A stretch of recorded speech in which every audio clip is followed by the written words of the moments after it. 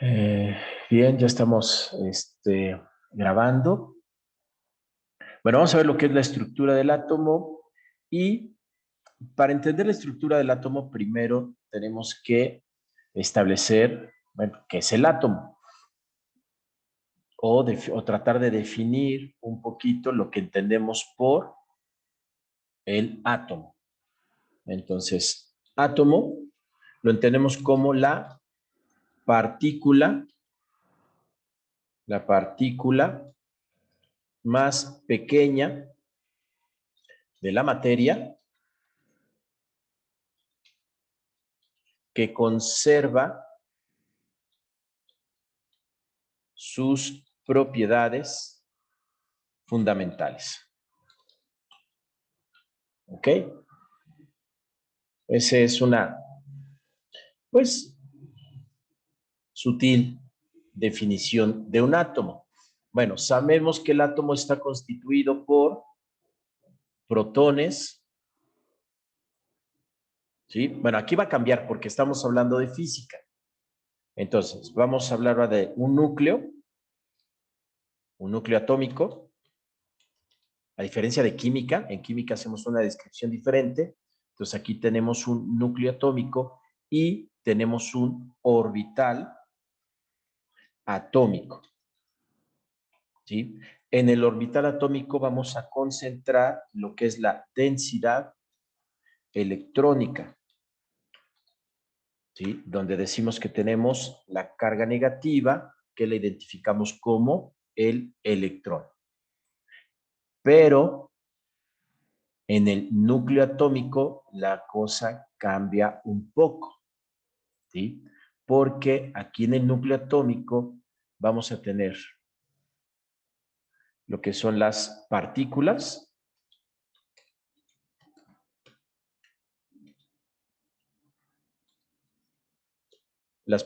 que corresponden al átomo, esto es los protones,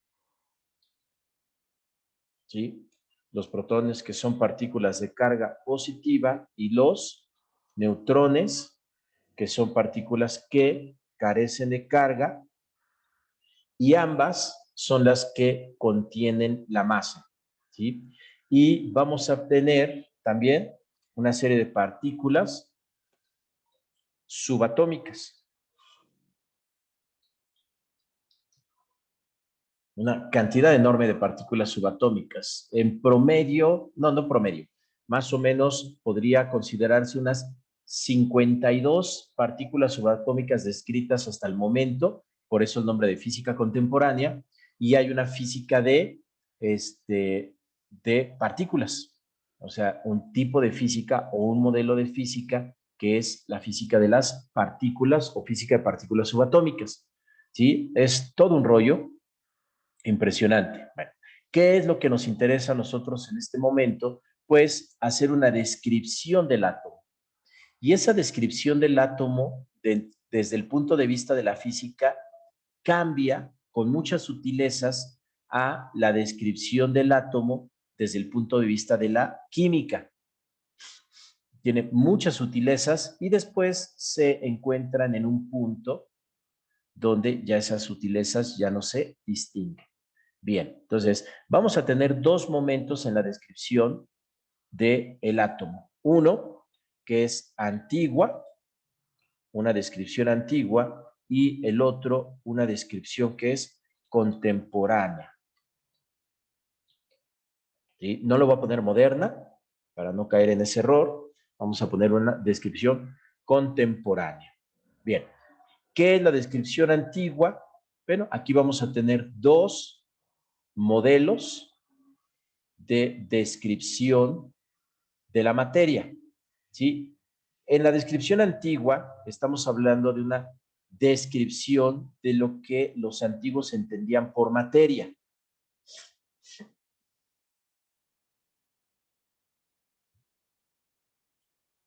¿Ok? Y entonces aquí vamos a tener dentro de esta descripción el atomismo,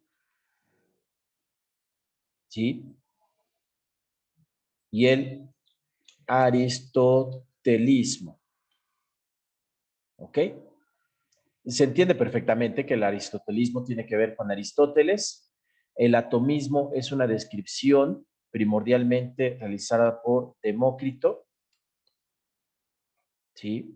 A estos se les llamaron atomistas, precisamente, ¿sí?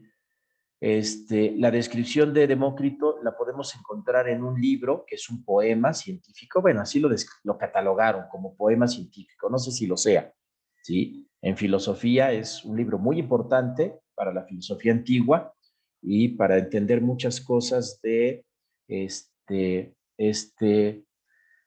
¿cómo se llama? Spinoza, Baruch Spinoza, ¿sí? Y algunas otras cosas de los epicúreos, ¿sí? De los cínicos que explicaban el mundo a partir de esta descripción de Demócrito. Bueno, esto lo podemos encontrar en un libro que se llama De Nature Rerum, De Nature Rerum, ¿sí? Esto significa la naturaleza de las cosas, ¿sí? Este librito es, bueno, un libro que escribió Lucrecio Caro de Tito.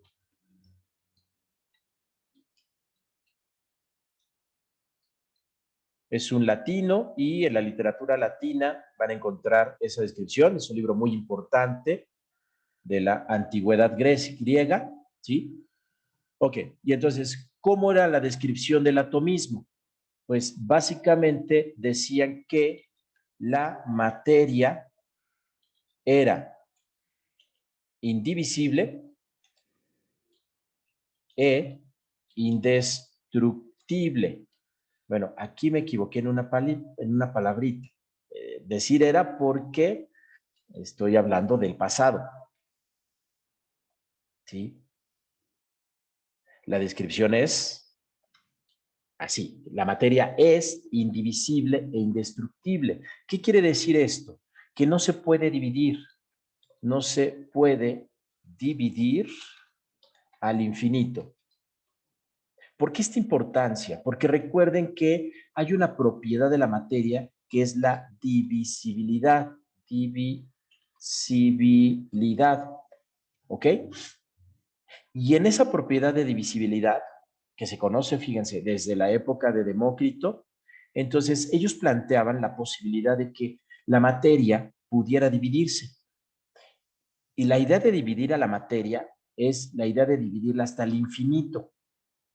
Y eso es como un absurdo. Y entonces ellos utilizaban una lógica, un razonamiento muy particular. Y entonces eso de dividir a la materia de manera infinita, pues les costaba mucho trabajo comprenderlo. En griego, esto es tomo. Y entonces en griego será átomo, o sea, indivisible. Eso es lo que significa, indivisible. De ahí el postulado o la teoría atómica, ¿sí? O el atomismo, más bien, es una forma de pensamiento, no es una teoría, tampoco es un postulado, entonces sería una forma de pensamiento. Entonces, o el razonamiento al que llegaron es que la materia no se puede dividir de manera infinita. Y entonces tenía que estar la materia conformada por una cantidad impresionante de pequeñas partículas indivisibles que después van a recibir el nombre de átomos. Bueno, en la filosofía de ¿cómo se llama? Se me va su nombre, que no se vaya su nombre, Leibniz, ¿sí? Leibniz utiliza esta misma descripción del atomismo para hablar de sus mónadas. Entonces, Leibniz se atreve a decir que las mónadas son esas pequeñas partículas perfectas, ¿sí?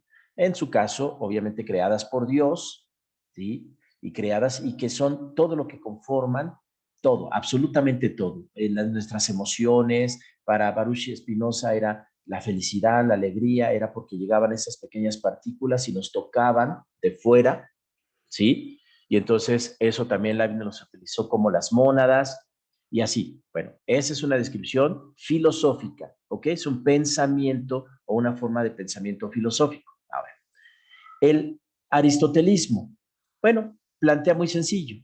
Aristóteles plantea la continuidad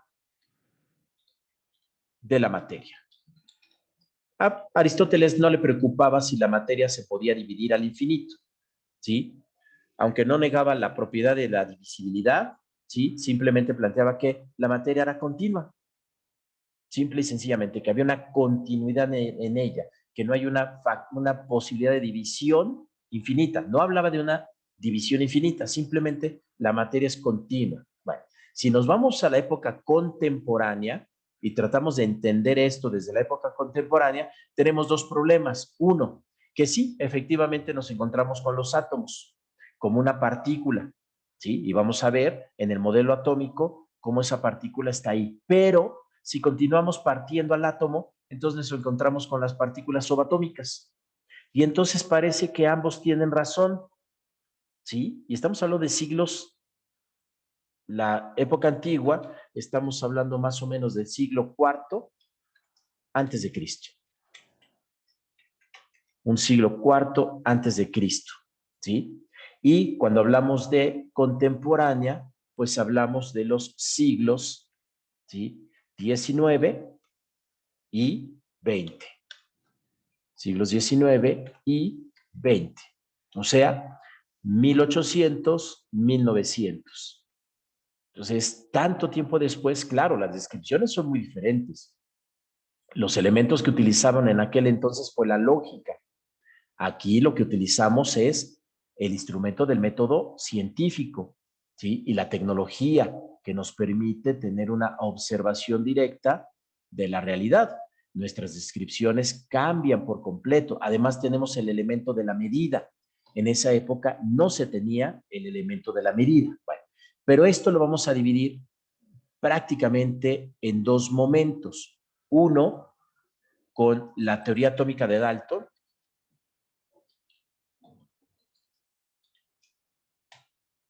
John Dalton, un físico que más o menos en 1800 y cachito, no tengo el dato exacto, sí lo tengo, cómo no, ahorita se los doy. El dato exacto de John Dalton. Aquí, ahorita, lo tenía hace ratito, pero como me estorba esto. Aquí está. Aquí está.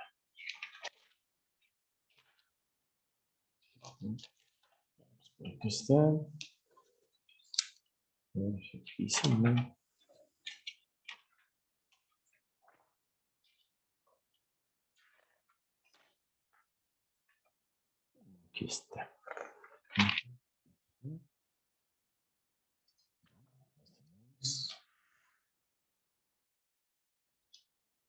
Sí. Es cierto. Es acá. Ay. Ténganme paciencia. Ya sé que estoy grabando, pero ténganme paciencia porque aquí está. Esto estamos hablando de 1808. Vamos a poner 1808, ¿sí?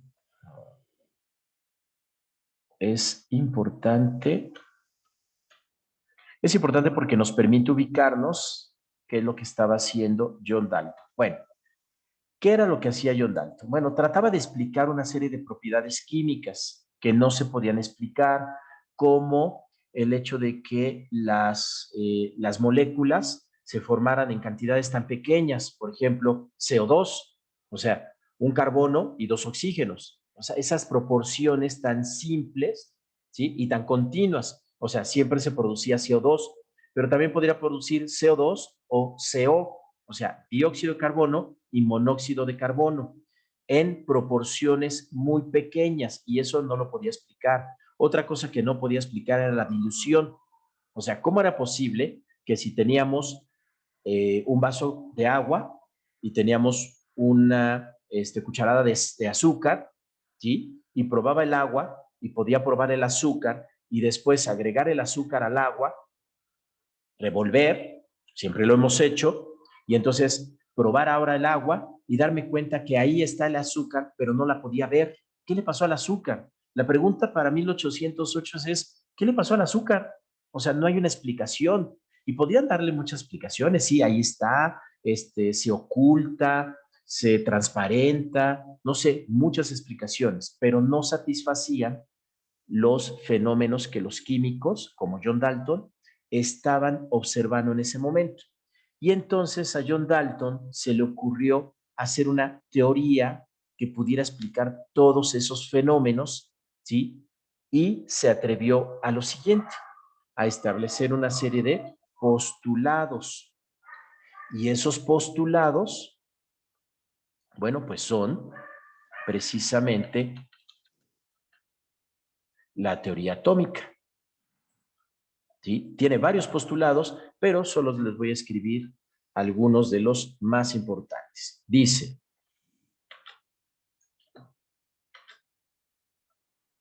los elementos,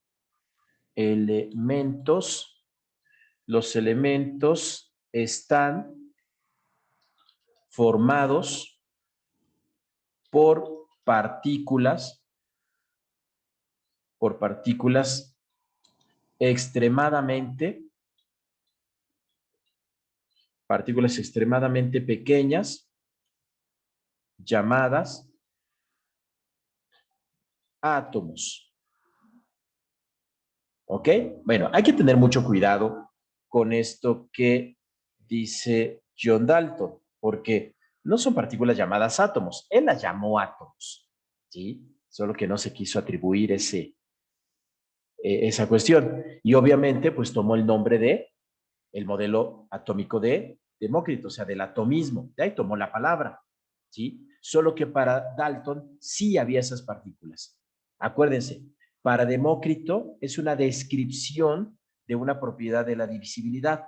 Llega a la conclusión lógica o racional de que no se puede dividir a la materia de manera infinita. Y entonces dice que ya no se puede dividir, es indivisible. Y John Dalton dice, la materia está constituida. Aquí sí, está formada.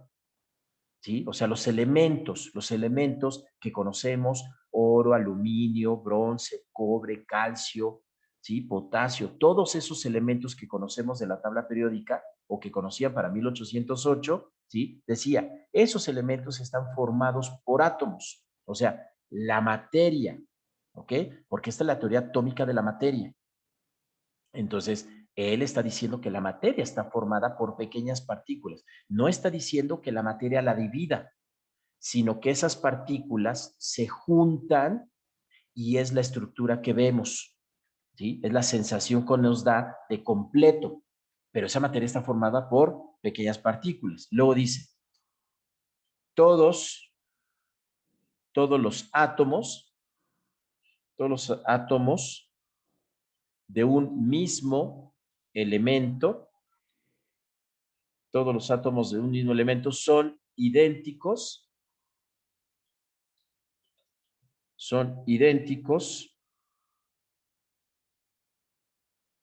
tienen igual tamaño,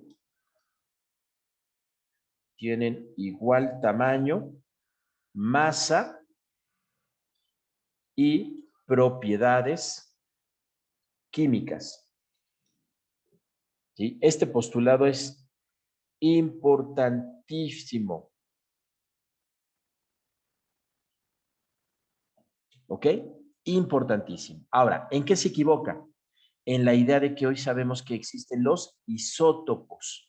¿Qué son los isótopos? Isótopos, pues son átomos de un mismo elemento con distinta masa, como el carbono 12 y el carbono 14. ¿Sí? Y el tercer postulado, no nos interesan los demás, solo el tercero. Nos dice que los compuestos están formados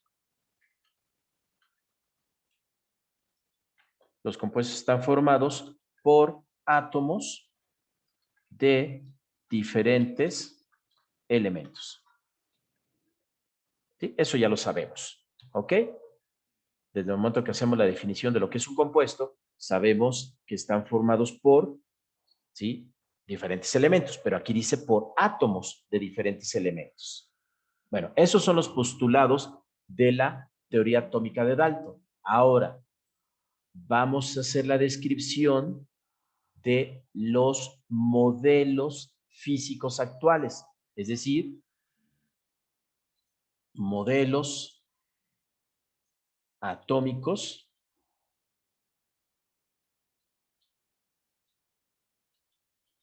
los modelos atómicos, ¿sí?, modernos, ¿sí? Y esto estamos hablando de ya 1900, ¿ok? Y que le va a dar entrada a lo que vamos a conocer como la física cuántica o la mecánica cuántica. Bueno, aquí tenemos 4 modelos. Uno ya lo conocemos porque ya lo estudiamos y los otros solo vamos a hacer una pequeña descripción de cada uno de ellos. ¿Sí?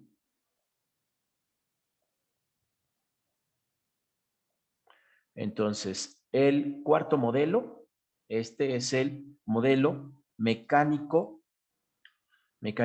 cuántico.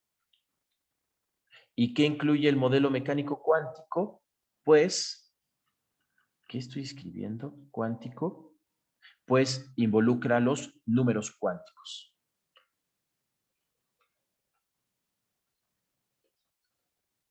Y esos números cuánticos ya los conocen. N, L, M y S. Ese es el modelo mecánico cuántico. Y ya tenemos ahí unas grabaciones de cómo es ese modelo en las clases de química, ¿sí?, la configuración electrónica. ¿Ok? Ahora, ¿qué modelos vamos a tener aquí? Pues el de Thomson. Thomson. Este modelo es de 1800, cuando lo hizo, 1890 más o menos. Aquí está más o menos. No, este no es. Archivos. ¿Dónde está?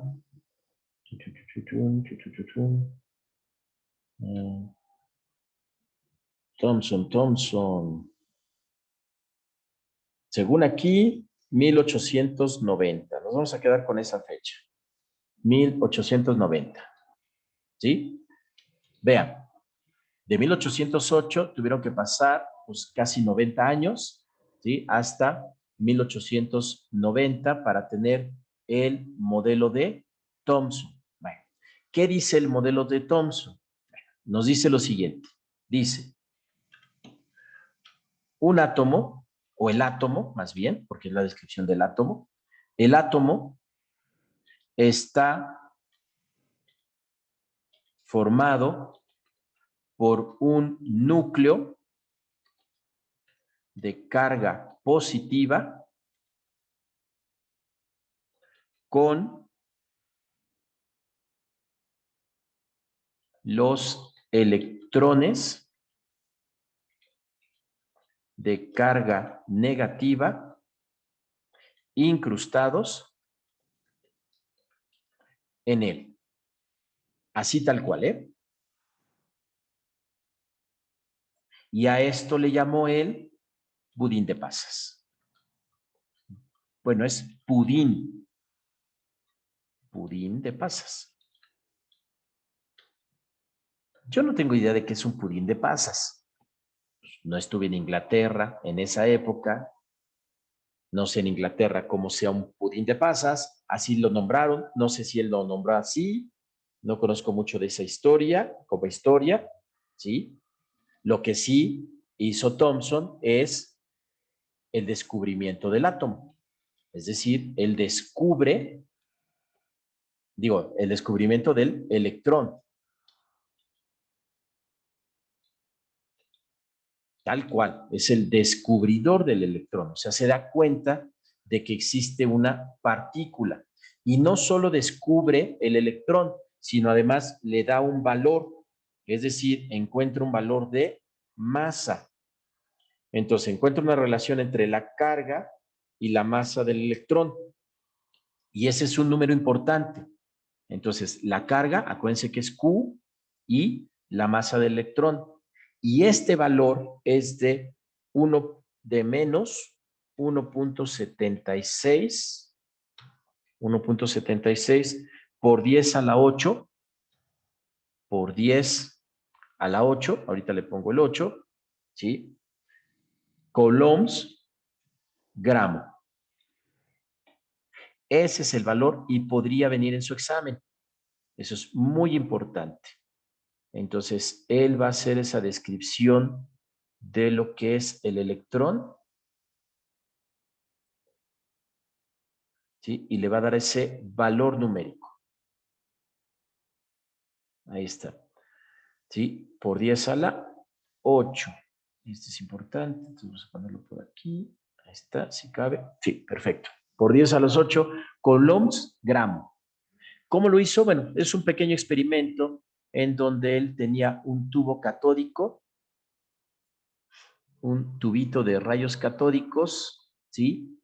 Y en ese tubito de rayos catódicos, pues había dos plaquitas que conocemos como ánodo y cátodo. Ahí está, esas dos plaquitas, ¿sí? Bueno, esos cátodos y ánodos, pues es una pequeña plaquita que estaba aquí, así, y otra plaquita que estaba de este lado. Ajá. ¿Por qué se llamaban los rayos catódicos? Porque nacían del cátodo, ¿sí? Y viajaban hacia el ánodo. De ahí vienen los cationes y los aniones que utilizamos en química, terminologías que utilizamos en química, y entonces tenemos el cátodo y el ánodo. Eso quiere decir, bueno, que había una serie de partículas que iban viajando. A ver, ahí se notan las partículas, así, medio extraño este asunto. Ajá. Y viajaban así en dirección hacia el ánodo. Entonces nacían del cátodo, por eso se llaman rayos catódicos. Y este es un tubo de rayos catódicos. Y él se dio cuenta que tenía ciertas propiedades materiales, encontró esos valores, encontró la relación de carga-masa, ¿sí? Y entonces se dio cuenta que eran partículas. Y de ahí el modelo atómico. Ese es el modelo atómico de Thomson. Bien, vamos con el otro modelo atómico que es el de Rutherford. Rutherford. Rutherford. Este modelo es de, ahí sí, aquí está, de Rutherford. Este sí es de 1895, ¿no es cierto? ¿No es cierto? ¿No es cierto? Este sí ya es de 1903, sí, 1903. 1903, este modelo, que es el modelo de Rutherford. Bueno, ¿qué dice el modelo de Rutherford? Bueno, dice lo siguiente. El átomo está formado por un núcleo de carga positiva, ¿sí? Y los electrones de carga negativa situados en algún lugar alrededor de este, ¿sí? En algún lugar, ¿ok? A este se le conoce como el modelo planetario. ¿Quién le puso así? ¿Quién sabe? Tal vez él, tal vez no, tal vez sus alumnos, ¿sí? Él nunca trabajó con esto lo trabajaron sus alumnos, entonces posiblemente así lo describió. Ay, me quedó muy cortillo esto.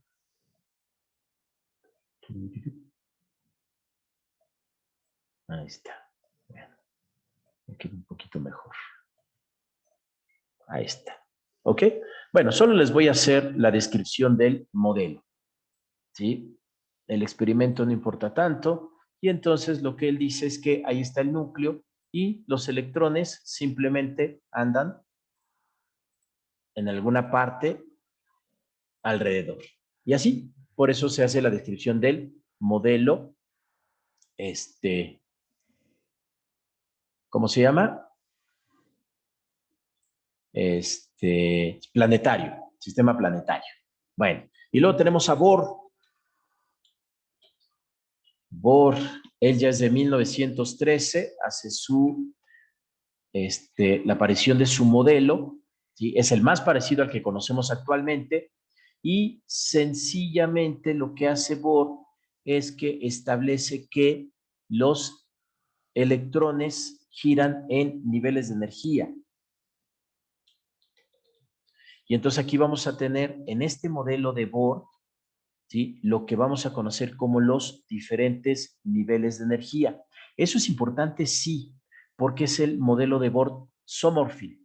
Y ese modelo de Bohr-Sommerfeld lo que nos dice es que tenemos un núcleo y alrededor del núcleo hay una serie de orbitales, ¿sí?, elípticos, así, orbitales elípticos. Bueno, hago esa descripción así porque no me queda de otra manera. Ahí está, más o menos. Así me quedó más o menos. Bueno, diferentes niveles de energía. Y esos niveles de energía son lo que se conocen como orbitales. Y este modelo es el modelo de Bohr-Sommerfeld.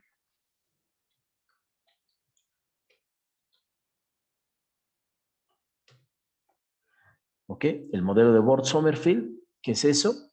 Que los electrones giran alrededor del núcleo sobre diferentes niveles de energía.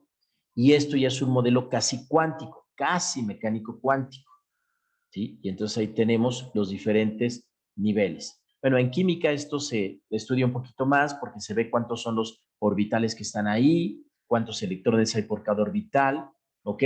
Y entonces ya no vemos los experimentos, yo les recomiendo que vean algunos videos sobre cómo se realizaron estos experimentos y el modelo mecánico cuántico. Esos son los modelos atómicos, ¿sí? Preguntas de examen, sí, les pueden preguntar, ¿qué? Pues más o menos, quizás no les pregunten sobre la teoría de Demócrito, tal vez no, alguna cosa.